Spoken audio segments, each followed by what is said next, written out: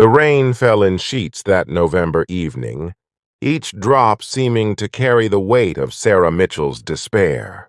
She stood shivering on the porch of a stranger's home, her worn sneakers soaked through, her 5-year-old daughter Emma clinging to her leg like a lifeline. Sarah's hands trembled as she raised her fist to knock, not from the cold, but from the terrifying knowledge that this moment, this desperate plea for simple directions to the nearest shelter, might be all that stood between her child and sleeping. In their car for the third night in a row, she had no idea that the man who would answer this door was about to redefine everything she thought. She knew about strangers, about hope, and about what it means to truly come home. Marcus Chen had been stirring his evening coffee when the knock came. At 52, he'd grown accustomed to the quiet of his 4-bedroom house, the silence that had settled in after his wife Patricia passed 2 years earlier. Their children were grown and scattered across the country, visiting on holidays but living their own full lives. The knock startled him, firm but hesitant, the sound of someone who needed help but feared rejection. When he opened the door, he found a young woman with haunted eyes and a little girl whose face was buried in her mother's rain-soaked jacket. "I'm so sorry to bother you," Sarah began, her voice cracking. "I just need directions to the homeless shelter on Market Street. My phone died and we've been driving around for an hour." Her words tumbled out in a rush, as if she feared he might close the door before she could finish. Marcus saw something in that moment that would stay with him forever. He saw his own daughter's face in Emma's frightened eyes. He saw his late wife Patricia, who had always believed that angels placed people in your path for a reason. And he saw 2 human beings who needed far more than directions. "The shelter's closed," Marcus said gently, watching Sarah's face crumble. "Budget cuts. They shut it down last month." He paused, his heart making a decision his mind would need a moment to catch up with. "But you and your little one aren't spending the night in your car. Come inside, please." Sarah's first instinct was to refuse. She'd learned to be wary of kindness that came too easily, especially from strangers. But Emma was shivering now, her teeth chattering audibly, and the alternative was driving aimlessly through the storm until they ran out of gas. She nodded slowly and followed Marcus inside. The warmth of the house enveloped them like an embrace. Marcus disappeared and returned with thick towels and a set of his daughter's old clothes he'd kept stored away. "The bathroom's down the hall," he said. "Get yourselves dry. I'll make some hot chocolate." As Sarah helped Emma out of her wet clothes, she studied their surroundings through the bathroom door. Family photos lined the hallway, graduation pictures, beach vacations, a wedding photo of Marcus and a beautiful woman with kind eyes. This was a home filled with love and memories, and the contrast to her own situation made her throat tight with emotion. Over steaming mugs of hot chocolate and grilled cheese sandwiches, Emma's favorite. Though Marcus couldn't have known that, the story spilled out.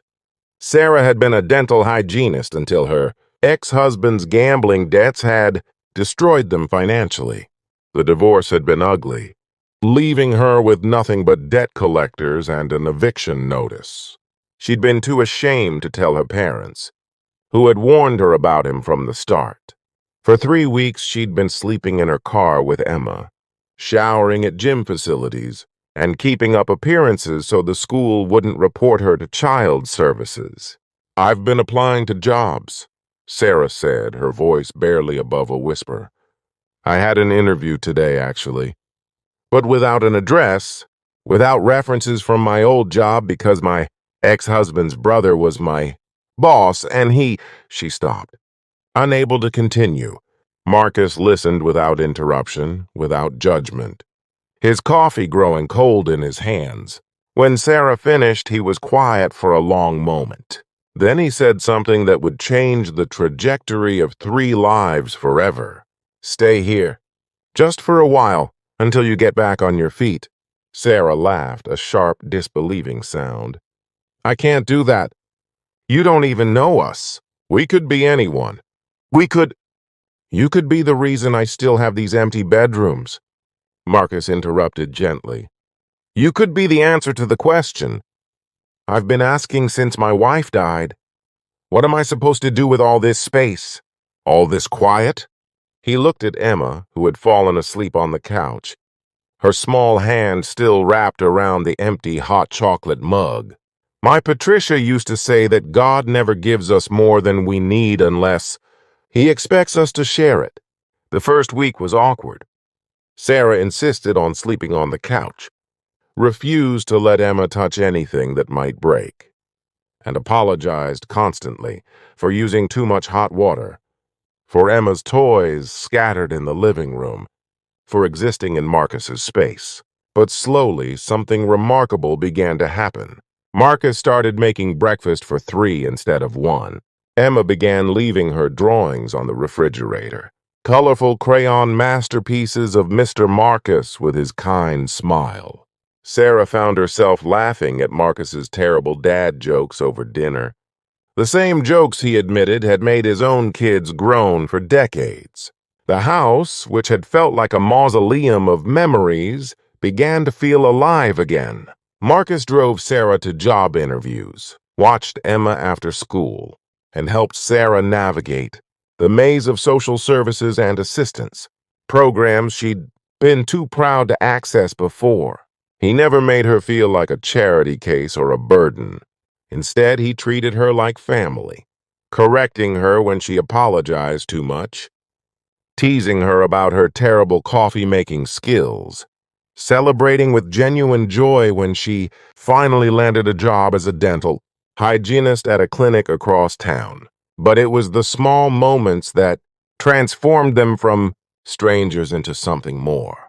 It was Marcus teaching Emma to ride the bicycle his own daughter had left behind, running beside her with his hand steady on the seat. It was Sarah cooking Patricia's favorite meal from a recipe card she found in the kitchen, watching Marcus's eyes well up with tears of gratitude rather than grief. It was Emma calling out, "Grandpa Marcus, come see," when she spotted a rainbow after a storm, and the way Marcus's breath caught at the title she'd given him so naturally. 6 months after that rainy November night, Marcus sat Sarah down with an expression she couldn't quite read. Her heart hammered. Was this it? Was he finally going to tell them they'd overstayed their welcome? She'd saved enough now for a deposit on a small apartment. She'd been preparing herself for this moment, even as it broke her heart. I've been thinking, Marcus began, pulling out a manila folder. This house is too big for one person, and after I'm gone, my kids will probably just sell it.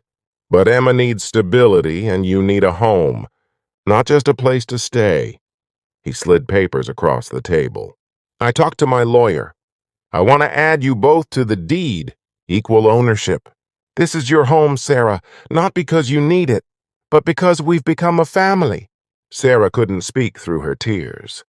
In seeking simple directions, she'd found something she didn't even know she was looking for, a place where she belonged, where Emma could grow up surrounded by love, where the word family wasn't defined by blood but by choice. Marcus reached across the table and squeezed her hand. You knocked on a stranger's door that night, but strangers don't cry together over breakfast or argue about whose turn it is to do the dishes, or sit in comfortable silence reading books on Sunday mornings. You're not strangers anymore. You're my family. That evening, the 3 of them sat on the porch where Sarah had first knocked 6 months earlier. Emma played with sidewalk chalk, drawing a picture of their house with 3 stick figures in front, a little girl, a young woman, and an older man with silver hair.